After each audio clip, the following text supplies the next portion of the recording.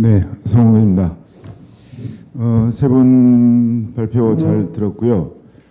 방금 전에 전율 의원님 토론도 잘 들었습니다. 일단 그 발표와 전율 의원님 토론을 들으면서 그 4년 전에 우리가 경제민주화 그 대선 2012년도 5년 이제 5년이 됐군요. 그때 나왔던 얘기들이 또 딜레이돼서 또 얘기 같은 느낌이 들어서 개인적으로 좀 씁쓸한 느낌도 좀 들고 그렇습니다. 이런 얘기들이 진작 더 좋은 정부하에서 조금이라도 좀 실현이 됐으면 좋았을 거라는 생각이 들고요. 아니 어떻게 보면 87년도 또 IMF 외환 위기 때도 이런 얘기들이 물론 이제 새로운 얘기들이 조금 더 추가되고 그랬습니다만은 이런 얘기들이 됐었고 그래서 그만큼 우리가 이런 그 재벌개혁과 관련된 얘기들이 참 쉽지 않구나 이런 생각을 많이 하게 됐습니다. 우선 그 개별 세 분에 대한 그 토론을 하기 전에 제가 생각하는 그 재벌개혁의 전제라고 그럴까요? 이런 걸 몇 가지 말씀을 드리고 세 개 토론에 대해서 간단하게 그 말씀을 드리겠습니다. 첫 번째는 그 방금 그 재원님 의원님 토론에서도 말씀하셨지만 이제 정경유착 때문에 이제 이 모든 문제들이 발생한다. 그래서 전적으로 옳은 지적이시고 또 우리가 지금 새로운 정부를 맞이하기 되기까지 우리 국민들한테도 이거에 대한 되게 인식이 많았고 또 이게 청산돼야 된다라고 하는 인식들은 높은데 제가 이제 조금 더 이제 오늘은 정책을 좀 얘기하고 그런 자리여야 되는데 조금 더 한 걸음 더 나아가자면 이 정경유착 프레임을 조금 벗어날 필요가 있다. 정책들을 만드는 데 있어서는 사실은 새 정부가 이 촛불 광장에서 소위 광장 민주주의를 통해서 새로운 정부가 탄생했다면 시민들이 요구하는 것은 단순히 정경유착을 떼내는 차원이 아니고 그보다 한 걸음 더 나아가는 그래서 사실 박상현 교수님도 발표하셨지만 경제력 집중 문제 때문에 사실 경제력 집중 문제 자체도 중요하지만 이 경제력 집중이 예를 들면 정부 관료라든지 등등, 그러니까 이 규칙을 바꾸는 데에도 엄청난 정치 권력화 해가지고 하고 있기 때문에 우리가 어떤 이 재벌개혁과 관련된 입법 조치를 법안을 하나 통과시키려고 해도 그게 안 되는 이유들이 아마 이런 이유들이기 때문에 그래서 그런 그 과도한 경제력을 쪼개는 일부터 그게 정말 더 중요한 일이 아니라 물론 그것이 당장 필요하다는 의미는 아니고 어떤 것은 조금 더 장기적인 목표를 가지고 해야 될 일도 있고 하겠지만 어쨌든 우리가 이런 재벌개혁 문제를 바라보는 기본 큰 틀은 정경유착을 넘어서는 것이 돼야 되지 않겠냐 이런 생각이 들었습니다. 그다음에 두 번째는 그 경제민주화 2012년도에도 아까 이런 기본적으로 경제민주화 얘기가 나왔었고 재벌개혁이 출발점이다 뭐 이런 얘기가 있었는데요. 이 2012년보다 한 걸음 더 나아가자는 얘기는 뭐냐면 2012년도의 경제민주화가 사실은 굉장히 재벌개혁의 과제 여러 가지 경제민주화라고 좀 더 큰 틀에서 얘기하는 이런 얘기들이 굉장히 좀 축소되지 않았을까. 그래서 아까 첫 번째 제가 말씀드린 것처럼 경제민주화라고 하는 조금 더 큰 틀에서 재벌개혁 문제를 바라보고 아까 박 교수님도 잠깐 그런 얘기 하셨습니다만 구조적이고 좀 총체적인 개혁이 돼야 된다라고 하는 측면, 그러니까 단순히 예를 들면 상법 개정, 공정거래법과 관련된 뿐만 아니고 노동개혁, 저는 또 금융개혁 이것도 같이 해서 조금 더 한 걸음 더 나아가는 그런 거를 조금 더 생각하면서 이 재벌개혁에 대한 그 정책 또 그 법률 개정 이런 것들이 좀 이루어졌으면 좋겠다는 생각이 듭니다.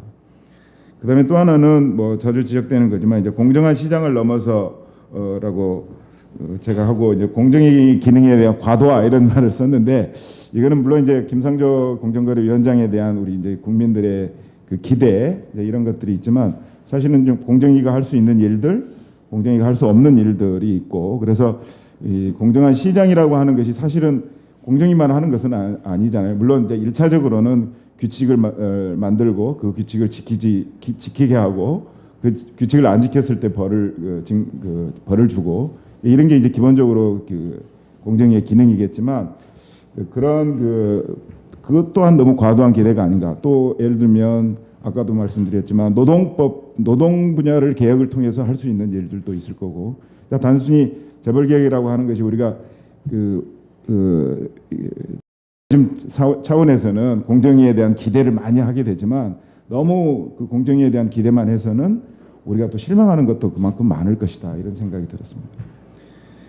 그다음에 성장 체제와 부응하는 개혁인데 이거는 아까 박상인 교수님도 산업 구조 또는 시장 차원에서 그런 말씀을 하셨는데 저는 이 공정위를 통해서 시장 규칙을 잘 지키도록 하고 또 상법 개정을 통해서 우리가 최소한의 권리 행사와 그에 따른 책임을 지도록 만들고 하는 것도 되게 중요하지만 우리가 그러면 재벌 개혁을 해서 이렇게 예를 들면 그 규칙을 지키게 하고 순환 출자 금지하고 상법 개정해가지고 주주들한테 권한을 주고 그걸로 끝인가라는 생각을 합니다. 그거 이상으로 우리가 기업 간의 어떤 관계, 어떤 면에서 보면 이렇게 거대 기업 집단은 아니라도 삼성 같은 경우에는 소그룹별로 좀 쪼개서 집단을 좀 만들어줄 필요도 저는 좀 있을 것 같아요. 삼성 그룹의 어떤 경쟁력이라 그럴까요? 이제 삼성 재벌이라고 하면 그때는 이상하겠지만 소그룹별로 그런 것을 어떤 경우에는 만들어줘서 다른 외국의 기업들과 경쟁할 수 있도록 해주는 것. 과거에는 이걸 이제 재벌의 장단점을 좀 살려보자. 그래서 장점은 무엇이고 단점은 무엇이었는가? 그래서 그런 장점을 좀 살려주는 쪽으로 지금과 같은 그런 총수 1인 지배 체제는 아니더라도 물론 삼성도 계열사별 독립 경영 체제를 하겠다고 말은 이제 하고 있는데 이제 그런 걸 어떻게 하면 정부 정책 차원에서 할 수 있을 건가 이런 것도 조금 고민을 해서 그것이 성장 체제와 연결됐으면 좋겠고 또 거기에는 재벌 대기업에 대한 규제뿐만 아니고 노동개혁이라든지 금융개혁 이런 것들이 다 같이 돼야 된다라는 생각을 합니다. 예, 그 다음에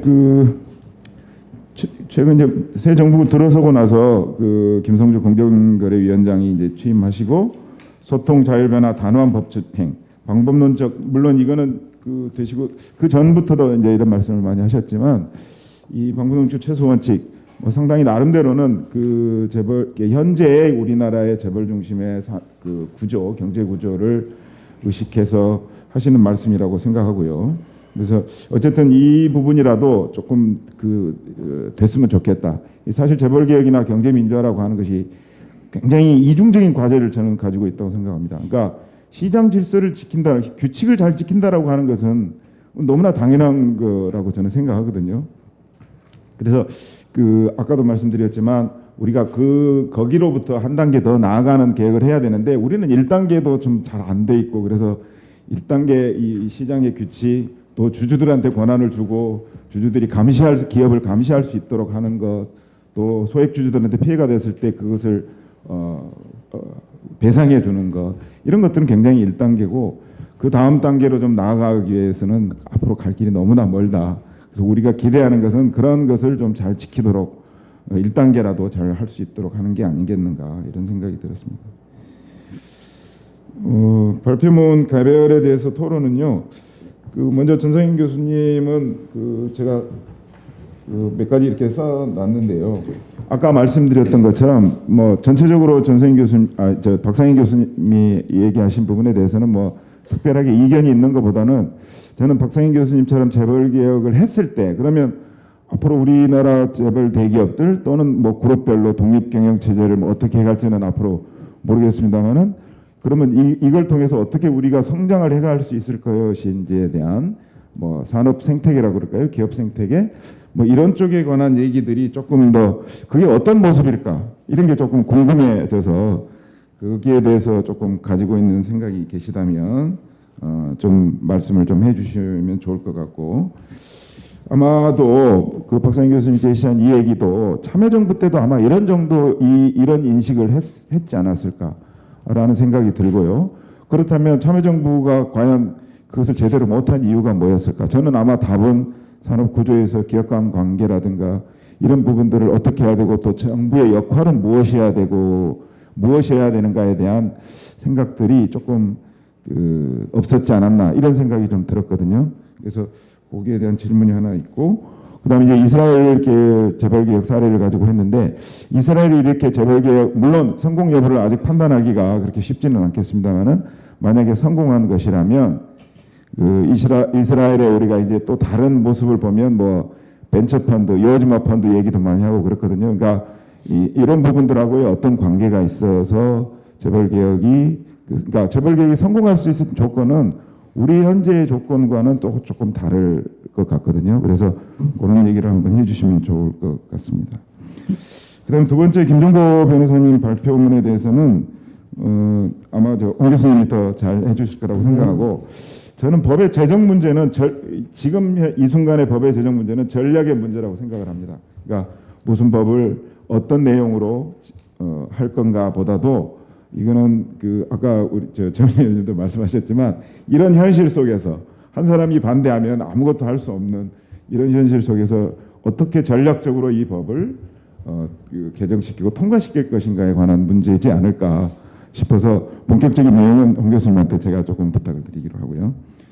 그다음에 전성인 교수님 발표에 대해서는 제 토론문을 보고 이제 이거는 공정위의 문제가라고 조금 오해하신 거 아닌가라는 말씀이 있었지만 물론 전성인 교수님의 생각은 뭐 그 전에도 제가 이제 조금은 엿볼 수 있는 기회가 있었지만 자꾸 왜 이런 이제 토론문을 쓰게 됐을까라고 생각을 해보니까 사실은 이 정 교수님이 이제 앞부분에 좀 금산분리에 관한 좀 언급이 없으셔가지고 아마 일반 이걸 들으시는 독자들도 그렇고 저도 조금 그런 느낌으로 발제문을 그러니까 토론문을 쓰게 된 것 같고요. 제가 조금 이제 물론 그 전체적인 맥락은 금융안전기구를 하나 더 감독기구를 새롭게 하는 문제 이 부분에 대해서는 제가 오늘 토론 저는 이 부분에 대해서는 잘 몰라서 토론을 드리기는 좀 그럴 것 같고 다만 금융산업 자체가 가지고 있는 그러니까 우리가 이제 삼성 같은 경우를 제가 했습니다만은 예를 들어서 보험업의 약 20% 정도 20% 가까이 이 자산을 지배하고 있는 이런 금융시장 자체에 대한 감독 독과점 규제 이런 것들을 어떻게 할 거냐. 그러면 새로 지금 제안하신 그 기구가 아마 이런 것도 하게 되는지 안 하게 되는지 아마 이런 것이 조금 제가 좀 궁금해졌습니다. 그래서 그런 걸 한번 여쭤보고 싶고요. 그 다음에 왜 우리가 금융산업을 재벌 이렇게 물론 뭐 이 KT 같은 경우에는 총수 없는 기업 집단이라고 되어 있기 때문에 조금 측면이 다릅니다만은 왜 우리가 금융그룹을 지배하려고 하는지 특히 재벌그룹이 이번에 사실 이재용도 금융그룹과 제조업그룹을 같이 지배하려고 하는 와중에서 이런 이제 문제가 생겼던 거고 게이트가 생겼던 건데 그래서 적어도 2008년 이전 또는 97년 이전에 우리 재벌그룹들이 금융을 지배하려고 했던 이유와 그 이후의 이유는 조금 더 다른 것 같고 특히 자본시장 자통법이 통과된 이후에 이런 이유들이 조금 다를 것 같은데 뭐 그런 거에 대해서 조금 알려주시면 좋겠다 이런 생각을 했습니다. 이상입니다. 네.